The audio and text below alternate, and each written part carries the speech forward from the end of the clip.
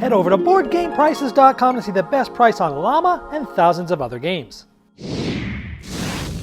Hello my friends, it's the Game Boy Geek here. Today it's all about the Llama. Recently, the Spiel des Jahres nominated the 3 games for Game of the Year in Germany. This is the biggest award in gaming. Llama was one of the 3 games that was nominated. So this is a very light card game. I'm going to show you how it's played, and I'll see you on the other side.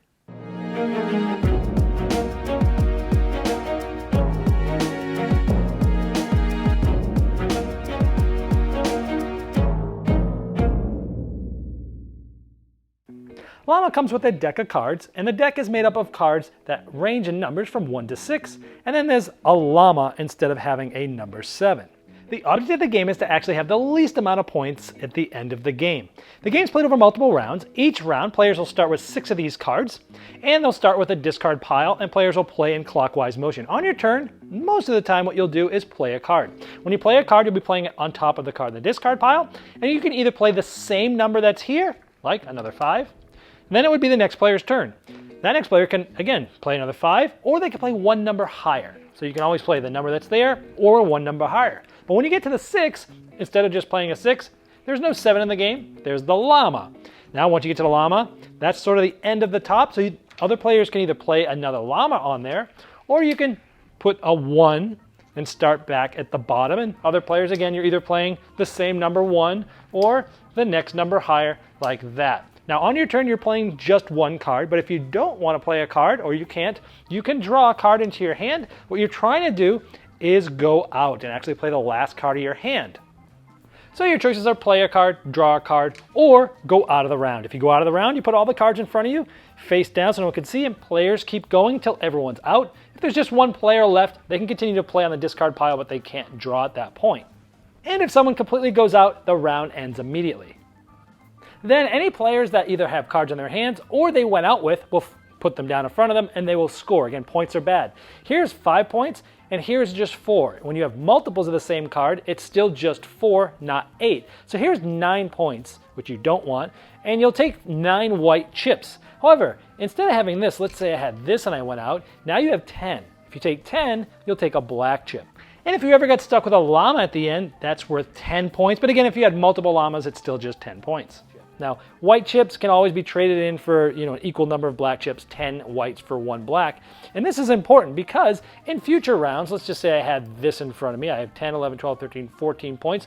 Let's say I was the player to go out and I played my last card. You can get rid of 1 chip. Well, if you have a black one, you can get rid of that. It's 10. If you didn't, and you just got rid of 1 of these, it would just be -1. So sometimes you actually kind of want to go over that threshold to get you another black chip, which is kind of pushing your luck a little bit, hoping that you can go out in a later round to push this back in. That's pretty much the game. You'll continue to play these rounds until 1 player has gotten 40 points. At that point, whoever has the least amount of points wins the game. All right, well, there is Llama, so let's get into this. First, you can see a positive here is it's a very simple, accessible game. I mean, this essentially is sort of looks like it's a mass market style game. It's gonna fit that same Uno crowd where you're just, playing cards. It's a very light game, but it is easy to get into. So if it was on the shelf next to Uno, this is one that could, serve that same crowd.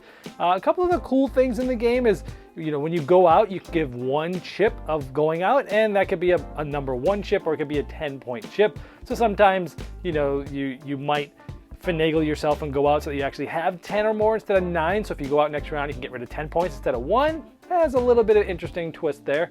I like that multiple cards of the same value don't penalize you more. So if you have 3 5s, you just gain 5 points. So that's another little twist there. But that's about it for me. It's the game. I'm trying to review this as for the intended audience, which I believe is that Uno crowd. So let me first get into the negatives. I felt the game was very random. If you draw cards off the top, it's a very, it's a card game. Card games have some randomness, but the game did feel pretty random. A lot of the luck of the draw there as to what you draw. Sure, there's some decisions on whether you're going to draw, whether you go out, okay, but there's still a lot of luck there. And the game really kind of felt like it played itself. You've got the card there, there's a 2 sitting there. It's like, okay, I could play my 2 or I could play my 3. Well, what else do I have? Or I can't play anything. Do I go out or do I draw a card? And if I play something, I'm either going to play something or not. And it just felt like the game sort of played itself a little bit. Now, that was just my feeling. I played it, and the people that I played it with felt the same way. I did watch a video by Eric Martin on Board Game Geek. He went on like an 18-minute video of the strategies of the game and how the layers of the youngins after he's played 50 hands of Lama and how things started to really show themselves. This is a game designed by Rainer Knizia, who's one of my favorite designers. And when he brings a game out and it's actually nominated for the Spiel Des Jahres, you're gonna take a look at it, and even a harder look and an extra look, and I feel like I did that. I feel like I tried to see possibly what was there with this, and in the end I just say, it's like Uno. It feels like Uno without the draw 4 and the reverse and the skip. Sure, there's no take that in this game. So think of an Uno-like game without take that mechanisms, and you have this. Is it better than Uno? Yeah, probably. But would I play either of these a lot?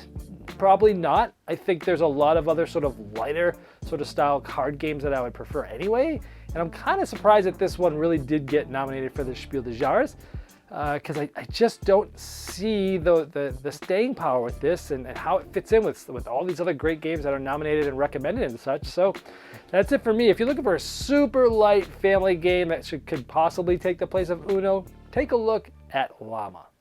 This video was shot on a Game Topper, the ultimate gaming accessory. After successfully fulfilling their first Kickstarter, Game Toppers are taking the world by storm. Now you can get your own portable gaming top by participating in Game Topper's Kickstarter 2.0 starting June 25th, 2019. New styles, new sizes, and amazing new game mats.